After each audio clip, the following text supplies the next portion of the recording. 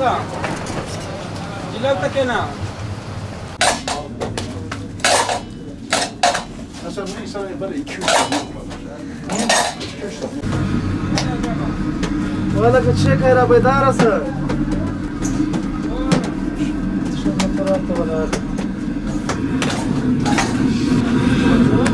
Yalan. Peki vay. Ekmen.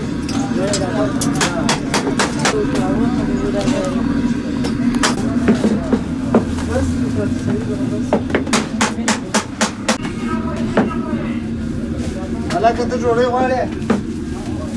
Ya hatta şuna var.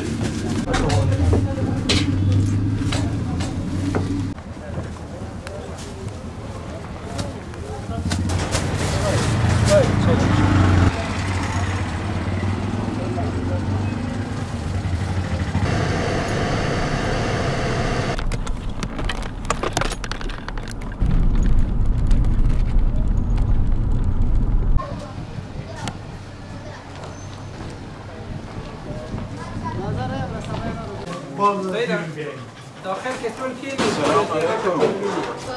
بسم الله الرحمن الرحيم الرحمن علم القرآن بسم الله الرحمن الرحيم اقرأ باسم ربك الذي خلق Abla sarıl. Mustafa. Maşallah.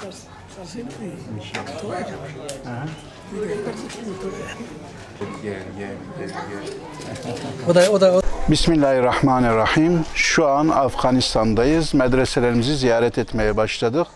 Darul İman Medresesindeyiz. Burası gördüğünüz gibi 3 katlı bir medrese. Burada hem gündüzlü olarak hem de gece yatılı olarak toplamda 150 tane talebemiz eğitim görüyor.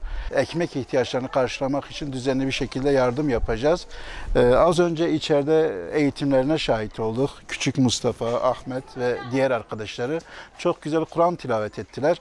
Biz inşallah onlara yardımcı olacağız. Hayırseverlerimizin ekmek bağışlarını onlara ulaştıracağız. Birazdan içeriye geçip medresemizin durumunu da göreceğiz. Gerçekten de ihtiyaç duyulan bir medresemiz. Burada 150 tane talebemiz var. Bu talebelerimize biz yardımcı olmak istiyoruz. Hayırseverlerimize sesleniyoruz. Şimdi Ahmet inşallah bize Kur'an-ı Kerim okuyacak ve sonra inşallah bizler onlara ekmeklerini bırakacağız. Ama bu ekmek buradan çağrımız olsun. Hayırseverlerimiz onlu paketler halinde 75 TL'lik bir bağışla buradaki kardeşlerimizin günlük ihtiyaçlarını karşılayabilirler. Ne kadar yardımcı olurlarsa iyi olur. Ama biz istiyoruz ki bu devamlı olsun. Çünkü buradaki talebeler her gün buradaki yakın olan evleri gezerek ekmek topluyorlar.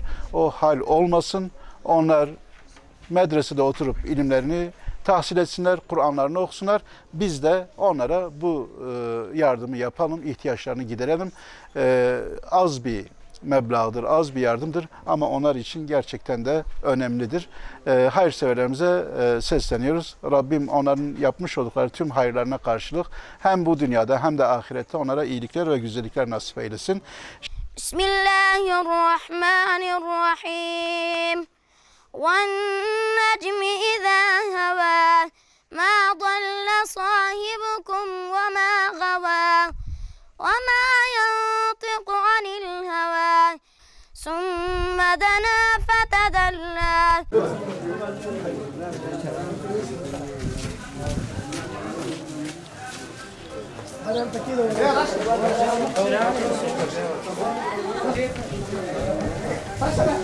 Teşekkürler. Teşekkürler.